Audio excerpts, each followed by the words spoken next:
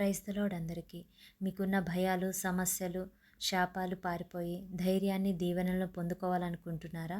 అయితే దేవుడు నా ద్వారా నీతోనే మాట్లాడాలనుకుంటున్నారండి. ఈ శక్తివంతమైన సందేశాన్ని స్కిప్ చేయకుండా చివరి వరకు వినండి. దేవుని యొక్క ఆశీర్వాదాలను పొందుకోండి. దేవుడు మన కోసం 91వ అధ్యాయంలో ఎన్నో వాగ్దానాలను ఇచ్చాడండి. అవన్నీ కూడా మన కోసమే. ఈ అధ్యాయం మనం ఎన్నోసార్లు చదువుంటాం.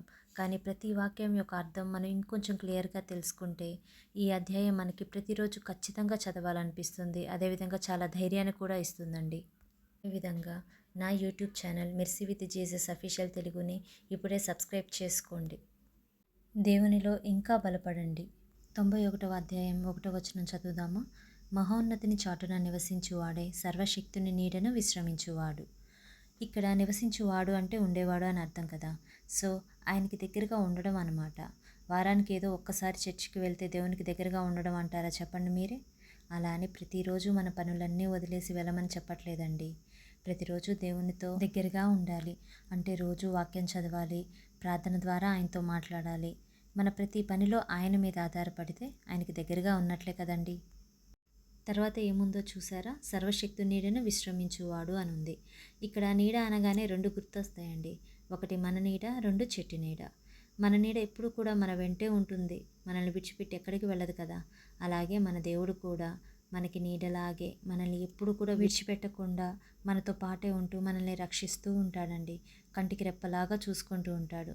అలాగే చెట్టు నీడకొస్తే ఎండలో వెళ్తున్నప్పుడు చెట్టు కనిపిస్తే వెంటనే మనం వెళ్ళి చెట్టు కింద కూర్చుంటాం. అప్పుడు ఎంత హాయిగా ఉంటుందో చెప్పండి. అలాగే మనకి ఏదైనా ప్రాబ్లం వస్తే దేవుడే అన్నీ చూసుకుంటాడు. అది ఎప్పుడంటే ఆయనకి దగ్గరగా వెళ్ళి ఆయనతో పాటే ఉంటే. కాబట్టి నీ భారం అంతా ఆయనకిచ్చి నువ్వు విశ్రాంతి తీసుకో. 91 అధ్యాయం చదువుదామా?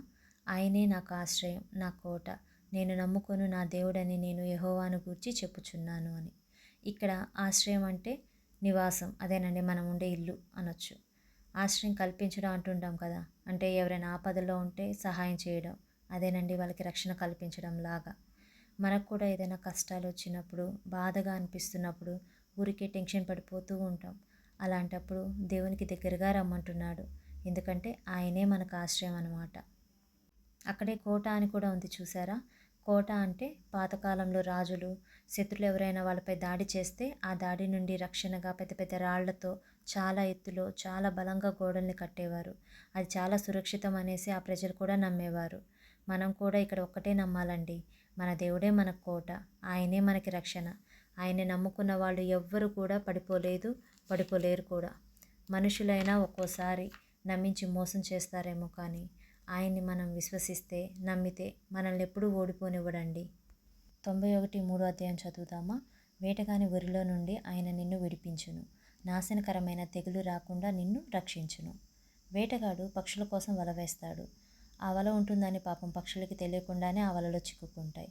ఇక్కడ వేటగాడు అంటే సాతాను మరియు లోకంలోని చెడు పనులు, ఇలా అన్నీ వస్తాయండి. మనం తెలియకుండానే వాటికి దగ్గరైపోతూ ఉంటాం. నా ఫ్యూచర్ ఏంటా అనే భయం ఉంటుంది, దిగులు, చెడు స్నేహాలు, తెలిసి తెలియకుండా ఎన్నో పాపాలు మనం చేస్తూనే ఉంటాం.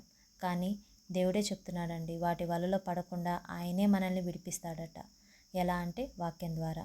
వాక్యాన్ని మనం ప్రతిరోజు ధ్యానిస్తూ దేవునికి దగ్గరగా ఉంటే ఆయన ఎప్పుడు ఎలా ఉండాలో కావాల్సినటువంటి జ్ఞానంతో మనల్ని నింపుతానే అంటున్నాడు. అదేవిధంగా నాశనకరమైన తెగులు రాకుండా నిన్ను రక్షిస్తాను అంటున్నాడు. ఇక్కడ తెగులు అంటే చాలా వస్తాయండి. వ్యాధులు, భయాలు, బాధలు, దిగులు, ఇలా మన శరీరాన్ని, మన మనస్సును కృంగతీసేవన్నీ కూడా తెగుళ్ళే అండి. వీటన్నిటి నుండి ఆయన మనల్ని రక్షిస్తా అంటున్నాడు. యోబు అన్నీ కోల్పోయాడు, కానీ విశ్వాసాన్ని మాత్రం ఎప్పుడూ కోల్పోలేదండి. కేవలం నమ్మిక మాత్రమే ఉంచాడు, ప్రార్థించాడు, ప్రార్థన మాత్రమే చేశాడండి. ఫలితంగా రెట్టింపు ఆశీర్వాదాన్ని పొందుకున్నాడు. చూసారా, అది ప్రార్థనకు ఉన్నటువంటి పవర్. 4వ అధ్యాయం చదువుదామా? ఆయన తన రెక్కలతో నిన్ను కప్పును, ఆయన రెక్కల క్రింద నీకు ఆశ్రయం కలుగును, ఆయన సత్యము కేడమును డాలునై ఉన్నది. ఇక్కడ ఆయన తన రెక్కలతో నిన్ను కప్పుతానే అంటున్నాడండి. పక్షి కానీ కోడి కానీ తన పిల్లలకు ఏదైనా ప్రమాదం అనిపిస్తే వెంటనే తన పిల్లల్ని హక్కున చేర్చుకొని తన రెక్కలతో కప్పివేసి రక్షించుకుంటుంది కదా. అలాగే మనం కూడా ఏదైనా మనకు సమస్య వస్తే ఆయన సన్నిధితో, అదేనండి ఆయన రెక్కలతో కప్పి రక్షిస్తానే అంటున్నాడు. తర్వాత ఆయన రెక్కల క్రిందే నీకు ఆశ్రయం కలుగును అని ఉంది. అవునండి, ఆశ్రయం అంటే ఇందాకే మనం మాట్లాడుకున్నాం కదా, రక్షణ అదేనండి నివాస స్థలంలాగా. ఈ లోకంలో చూసుకుంటే ఒక పెద్ద అంటే గట్టి భవనం కట్టుకుంటే అదే రక్షణ స్థలం అనుకుంటే తప్పే. ఇప్పుడు చాలా చోట్ల చూస్తున్నాం కదా! పెద్ద వరద తుఫాన్లు వస్తే ఎంతటి పెద్ద భవనాలైనా కూలిపోతున్నాయి. ఒకవేళ డబ్బు మనల్ని రక్షిస్తుంది అనుకుంటే అది కూడా పొరపాటే. ఈ లోకంలో మనుషులు కూడా సహాయం చేస్తారనుకుంటాం. కానీ వాళ్ళు కూడా మోసం చేయక తప్పదు. మనుషులు ఈరోజు ఒకలాగా రేపు మరోలా మారిపోతారండి. కానీ దేవుడు అలా కాదు. ఎప్పుడూ ఒకేలా ఉంటాడు. ఒకేలా నిన్ను ప్రేమిస్తాడు. కాబట్టి ఈ లోకంలో వాటి మీద ఎప్పటికీ ఆధారపడకు. దేవుడే మనకు ఆశ్రయం. ఆయన రెక్కల కిందే మనకు ఆశ్రయం. ఆయన సత్యము కేడమును డాలునై ఉన్నది. డాలు అంటే తెలుసు కదండి, యుద్ధాల్లో సైనికులు తమ రక్షణ కోసం ఉపయోగించుకుంటూ ఉంటారు. అదొక రక్షించే ఆయుధం లాగనమాట. మనకి రక్షించే ఆయుధం అంటూ ఉంది అంటే అది కేవలం దేవుని వాక్యం అండి. ఆయన మనకిచ్చే ఈ వాగ్దానాలు, మన ప్రార్థన ఇవేనండి మన ఆయుధాలు. ఇక్కడ 91వ అధ్యాయం 5, 6 2 వచనాలు చదువుదామా? రాత్రివేళ కలుగు భయంకైనను, పగటివేళ ఎగురు బాణముకైనను, చీకటిలో సంచరించు తెగులుకైనను, మధ్యాహ్నమందు పాడుచేయు రోగమునకైనను నీవు భయపడకుందువు అని. ఇక్కడ చూసుకుంటే రాత్రివేళ మరియు చీకటి అని ఉంది. ఇవి రెండు కూడా మనకు కనపడవు. పగలు మరియు మధ్యాహ్నం ఇది వెలుగు సమయం కాబట్టి మనకి కనిపిస్తాయి. ఇప్పుడు మనం చూసుకుంటే మనకి కనపడిన సమస్యలు, కనపడే సమస్యలు రెండు ఉంటాయండి. భయం, ఆందోళన, దిగులు ఇలాంటివి ఏంటంటే కంటికి కనపడవు. కానీ వీటి వల్ల మన ధైర్యం తగ్గిపోయింది. ఆటోమేటిక్గా విశ్వాసం కూడా తగ్గిపోతూ ఉంటుంది. కానీ మనం అలాంటప్పుడు దేవుని వైపు చూడాలండి. ఆయన వాక్యాన్ని ధ్యానించాలి. సమస్యలు రావని నేను చెప్పను, కానీ సమస్యల వైపే చూస్తూ ఉంటే మాత్రం మన ధైర్యం తగ్గిపోయిద్ది. అలాంటప్పుడు మనం ఏం చేయాలంటే దేవుడి వాగ్దానాలను పట్టుకోవాలి. అప్పుడు మనం వాటిని ఎదుర్కొనే శక్తి వస్తుంది. దేవుడే మనకు ఆ శక్తిని కూడా ఇస్తాడు. ఆ సమస్యల కంటే మన దేవుడే గొప్పవాడండి. ఇంకొకటి ఏం చెప్పానండి, వెలుగు అంటే ఇది కనిపించేది. సో కనిపించే సమస్యలు, వ్యాధులు కానీ, కుటుంబంలో సమస్యలు, ఆర్థిక ఇబ్బందులు అంటే ఉద్యోగంలో కావచ్చు, వ్యాపారాల్లో కావచ్చు, వీటి వల్ల మనం చాలా భయపడిపోతూ ఉంటామండి. అంతా బాగానే సాగుతుంది, ఇంకా నాకు ఎలాంటి సమస్యలు లేవు అనుకుంటే ఉండే టైంలోనే ఒక్కసారిగా అంతా మారిపోతూ ఉంటుంది కొంతమందికి. తెలిసి తెలియక చేసే చిన్న చిన్న పొరపాట్ల వల్ల కూడా చాలామంది సూసైడ్ల దాకా తెచ్చుకుంటున్నారండి. సమస్య రాగానే చాలా భయపడిపోతూ ఉంటారు. సో దానివల్ల మన మైండ్ సెట్ అనేది పనిచేయదు. దానివల్లే ఏం చేయాలో ఎలా చేయాలో కూడా ఏం అర్థం కాదండి. మన పరిస్థితులు అన్నీ దేవుడికి తెలుసు కదా, తెలీదా చెప్పండి మీరే? దావీదుకి ఎన్ని కష్టాలు వచ్చాయి చెప్పండి. దేవుడు అతనికి తోడుగా ఉన్నారు. ఎందుకున్నారు? ఎందుకంటే దావీదు విశ్వసించాడు, నమ్మాడు. సమస్య వచ్చినప్పుడల్లా దేవుణ్ణే చూశాడు. దావీదే కదండి, బైబిల్లో చాలామంది అలాగే ఉన్నారు. యోసేపు ఉన్నాడు, దానియేలు ఉన్నాడు, ఇలా చెప్పుకుంటూ పోతే చాలామంది దేవుణ్ణే ఆశ్రయించారు. కాబట్టి వాళ్ళందరితో దేవుడు తోడుగా ఉన్నాడు. మీరు కూడా మీ పరిస్థితులను చూసి భయపడొద్దు. దేవుడు నిన్ను కాపాడుతూ నీతోనే ఉంటాడు, నువ్వు విశ్వసిస్తే మాత్రం. 7వ వచనం చూసారా? నీ పక్కన 1000 మంది పడినను, నీ కుడి పక్క 10,000 మంది కూలినను అపాయం నీ యొద్దకు రాదు. ఎంత గొప్ప వాగ్దానమో చూసారా అండి. నీ పక్క 1000 మంది పడినా లేదా 10,000 మంది అని అంటే మనుషుల గురించి కాదండి, మన సమస్యల గురించి, మనకున్న ప్రతి పరిస్థితి గురించి అన్నమాట. మనకున్న కష్టాలు, కుటుంబ సమస్యలు, రోగాలు ఇలా అన్నిటి గురించి. దేవుణ్ణి నమ్ముకున్న వాళ్ళకి కష్టాలు రావని నేను చెప్పను, కానీ ఆయన సన్నిధిని ఆశ్రయించే వారికి ఆ సమయాల్లో సమాధానం అనేది ఖచ్చితంగా వస్తుందండి. ఎలాంటి సమస్య వచ్చినా దేవుణ్ణి మొదటిగా చూడండి, ఆయన ఆశ్రయించండి. ఆయన కృప ఎల్లప్పుడూ మన మీద ఉంటుంది. ఎలాంటి ప్రమాదం కూడా రాదండి. ఇక్కడ 8వ వచనం చూసుకుంటే, నీవు కనులారా చూచుచుండగా భక్తిహీనులకు ప్రతిఫలం కలుగును అనుంది. కొన్నిసార్లు మనం అనుకుంటూ ఉంటాం, ఏంటి ప్రభువా, నేను ఇంత న్యాయంగా బ్రతుకుతున్నానే, నాకే ఎందుకు ఇన్ని శ్రమలు? బయట కానీ నా చుట్టుపక్కల ఉన్న మనుషులు అన్యాయపు మార్గాల్లో నడుస్తూ చెడు పనులు చేస్తూ ఉండుంటారు. వాళ్ళు చేసేవి మనకు అర్థమైపోతూ ఉంటాయి మంచి పనులు కావని. అయినా కూడా వాళ్ళు మంచి స్థాయిలో ఉండటం మరియు మంచిగా ఎదుగుతున్నట్లే అనిపిస్తే మన మనసులో ఖచ్చితంగా అనుకుంటాం, నేనేమో ఇలా ఉన్నాను, వాళ్ళేమో చాలా సుఖంగా ఉన్నాను అనేసి. కానీ మన దేవుడు ప్రతిదీ చూస్తున్నాడండి. ఆయన న్యాయాధిపతి. ఆయనకు సమస్తము తెలుసు కదా. ఆయన సరైన సమయంలో ప్రతి వారికి వారి క్రియల చొప్పున తీర్పు తీరుస్తాడండి. కాబట్టి మీరు మనుషులను కాదు, దేవుణ్ణి చూడండి. ఆయన క్రియలపై విశ్వాసం ఉంచండి. ఎలాంటి పరిస్థితిలో ఉన్నా ఆయనపై ఆధారపడి జీవించండి. నువ్వు నీతిగా ఉండు, అన్నీ ఆయనే చూసుకుంటాడు.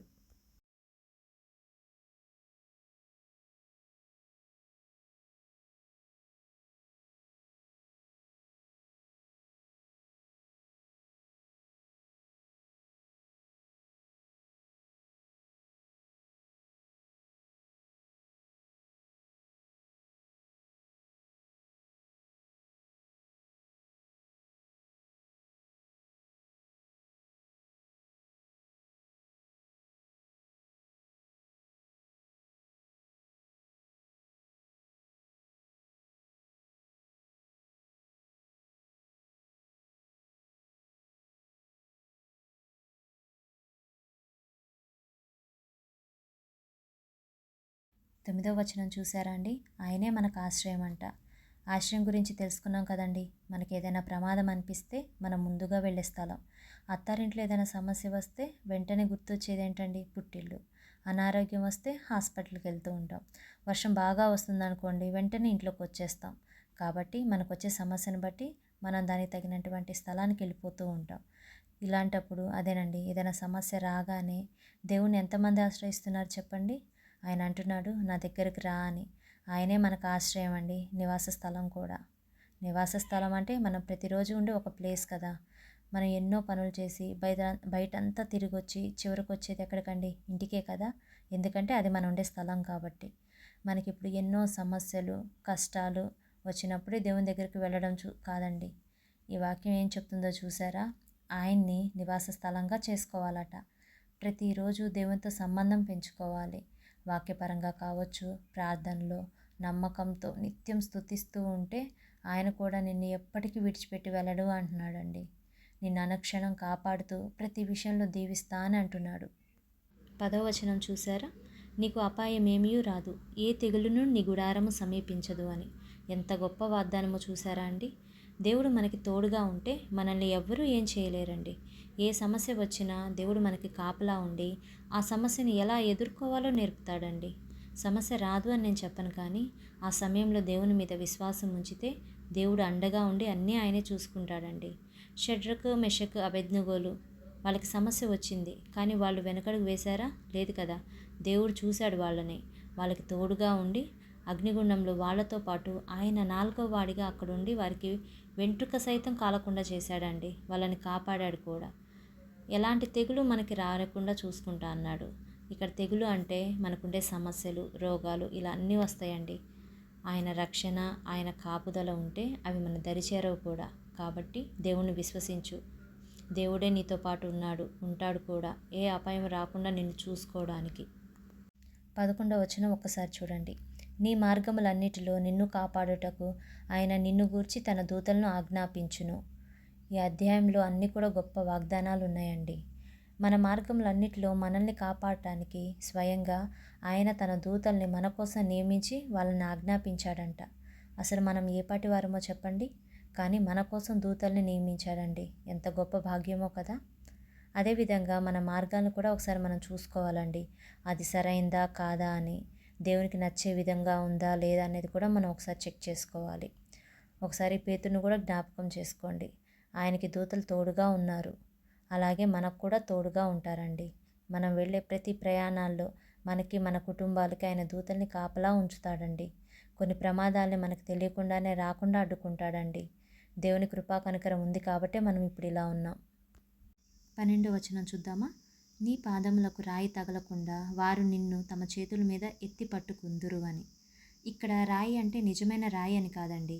ఇక్కడ రాయి అంటే మనకున్న ప్రమాదాలు, అనారోగ్యాలు, భయాలు, సమస్యలు వస్తుంటాయన్నమాట. మన దేవుడు మనల్ని ఎన్నో ప్రమాదాల నుంచి మనల్ని కాపాడటానికి దూతల్ని నియమించాడు. వారే మన ప్రతి పరిస్థితి నుంచి మనల్ని కాపాడుతారనమాట. వాళ్ళే మనకి సెక్యూరిటీ కూడా. కావాలంటే ఒక్కసారి గుర్తు తెచ్చుకోండి. ఈ ప్రమాదం నుంచి నేను బయటపడ్డాను అనుకుని ఉండుంటారు. అలా ఎలా ఈ కష్టం నుంచి నేను బయటపడ్డాను, థ్యాంక్ గాడ్ అని అనుకోలేదా చెప్పండి? అంటే ఆయన దూతల్ని కాపలా పెట్టాడు కదా, వాళ్ళే మనల్ని కాపాడుతూ ఉంటారనమాట. కాబట్టి మనం ఒంటరి వాళ్ళం కాదు. మనతో పాటు దేవుడు, అలాగే దేవదూతలు కూడా మనతో పాటే ఉండి ప్రతి ప్రమాదం నుంచి, ప్రతి సమస్య నుంచి మనల్ని కాపాడతారని ఈ వాక్యం ద్వారా మనం తెలుసుకోవాలి. 13వ వచనం చూసారా? దీనిలో సింహము, నాగుపాముల గురించి చెప్తున్నాడు. సింహం ఎంతో గంభీరమైంది, భయంకరమైంది.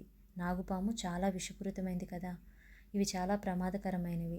అలాంటిది వాటిని సైతం మనం అనగదొక్కగలమంటున్నాడు దేవుడు.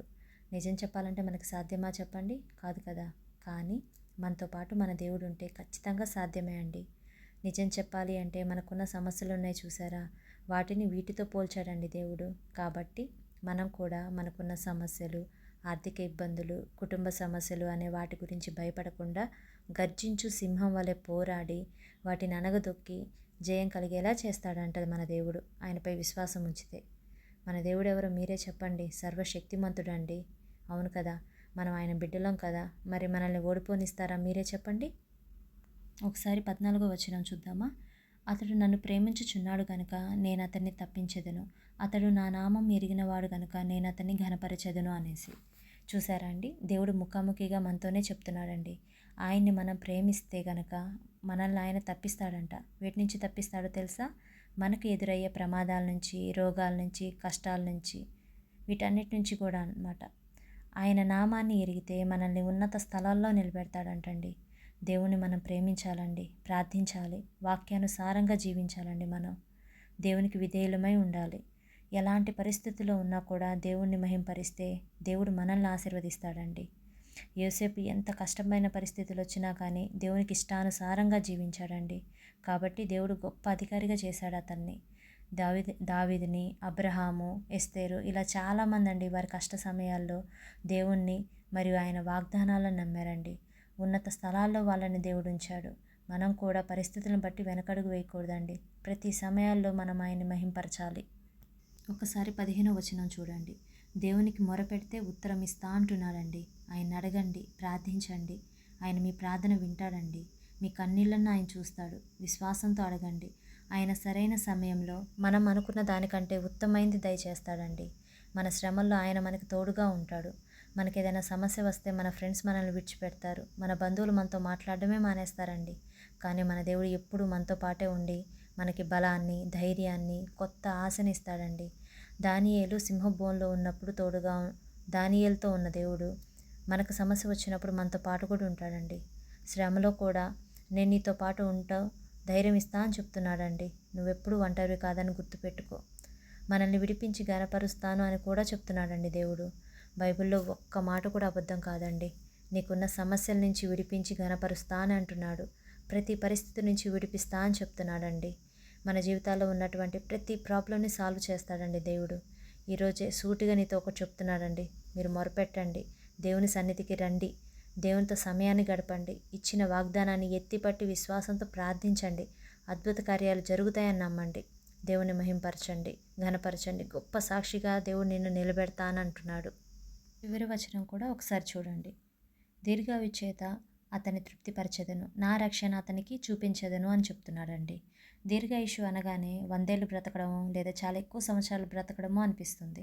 ఒకటి చెప్పండి, అన్ని సంవత్సరాలు బ్రతికి సంతోషం, సమాధానం లేకపోతే అర్థం ఏమైనా ఉంటుందా? కొంతమంది బాగా సంపాదించుంటారు. వారి చివరి రోజుల్లో లేదా ఒక 50 సంవత్సరాలు వచ్చిన తర్వాత ఎన్నో రోగాలు వచ్చి సరిగ్గా తిండి కూడా తినలేని పరిస్థితి ఉంటుందండి. కొంతమందికి అయితే ట్యాబ్లెట్సే జీవితంలా గడిచిపోతూ ఉంటుంది. వారికి సంతోషం ఉంటుందా చెప్పండి మీరే? కానీ దేవుడిచ్చే దీర్ఘాయుష్యు ఇలా ఉండదండి.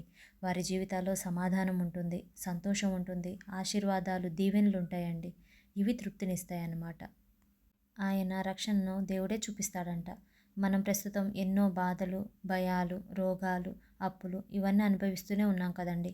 ఒకానొక రోజున మనం మన పాత రోజుల్ని జ్ఞాపకం చేసుకుంటే వాటన్నిటి నుండి దేవుడు మనల్ని రక్షిస్తాడు. చూసారా? అదేనండి దేవుడి నిజమైన రక్షణ అంటే. కాబట్టి దేవుడు మనల్ని విడిచిపెట్టలేదు. ఆయన మన కోసం పనిచేస్తూనే ఉన్నాడండి. ఆయన ఇచ్చే ఆశీర్వాదాలను మనం త్వరలో పొందుకోబోతున్నాం. ఈ అధ్యాయాన్ని ఎల్లప్పుడూ ధ్యానిస్తూ ధైర్యాన్ని, విశ్వాసాన్ని పెంచుకోండి. దేవుడు నీ ఎడల జరిగించే అద్భుత కార్యాలను నువ్వు త్వరలో చూడబోతున్నావు అని విశ్వసిస్తే నాతో కలిసి ప్రార్థిస్తారా? మహోన్నతుడా, సర్వశక్తిమంతుడా, కీర్తనలు 91వ అధ్యాయంలో మాకు ఇచ్చినటువంటి ఈ శక్తివంతమైన వాగ్దానాలను బట్టి మీకే స్తోత్రములు తండ్రి. ఈ ప్రార్థనలో ఏకీభవించిన ప్రతి ఒక్కరిపై మరియు ప్రతి ఒక్క కుటుంబానిపై నీ కృపా కాపుదలను దయచేయండి ప్రభువా. మాకు సంభవించబోయే ప్రతి ప్రమాదాల నుండి, పగటి వేళ కావచ్చు, మధ్యాహ్నమైన రాత్రి వేళ కావచ్చు, ఇలా ప్రతిసారి మాకు ఎదురయ్యే ప్రతి ప్రాబ్లం నుంచి నీవే మమ్మల్ని కాపాడండి ప్రభువా. ఎందుకంటే నీవే మాకు ఆశ్రయం, నీవే మా కొండ, మా కోట తండ్రి. మేము వెళ్ళే ప్రతి మార్గంలో మాకు ముందుగా నీ దూతల్ని పంపించి ప్రతి ఒక్క మార్గంను సరళం చేయండి ప్రభువా. మా శ్రమలో మేము మొరపెట్టగా మాకు ఉత్తరం ఇవ్వండి తండ్రి. దీర్ఘాయుషుతో మమ్మల్ని తృప్తిపరచండి ప్రభువా. ఈ రోజు నుంచి నిన్ను ప్రేమించి నీ వాక్యానుసారంగా జీవించే భాగ్యాన్ని, కృపను దయచేయండి. గొప్ప అద్భుత కార్యాలను మేము చూసేలాగా మమ్మల్ని ఆశీర్వదించండి ప్రభువా. మాకున్న ప్రతి భయాన్ని, భారాన్ని ఇప్పుడే తొలగించమని నజరేయుడైన యేసుక్రీస్తు నామంలో ఈ ప్రార్థనలు అడిగి వేడుకొని పొందుకొని ఉన్నాం మా పరమ తండ్రి. ఆమెన్. ఇలాంటి ఆశీర్వాదకరమైన వీడియోలు ప్రతిరోజు మీరు వినాలి అనుకుంటే నా YouTube channel mercy with Jesus official తెలుగుని ఇప్పుడే సబ్స్క్రైబ్ చేసుకోండి. దేవుడు మీ యొక్క ప్రతి భారాన్ని, భయాన్ని ఈ క్షణమే తొలగించునుగాక. ఆమెన్. విశ్వసిస్తే మీరు కూడా ఆమెన్ అని టైప్ చేయండి. God bless you all.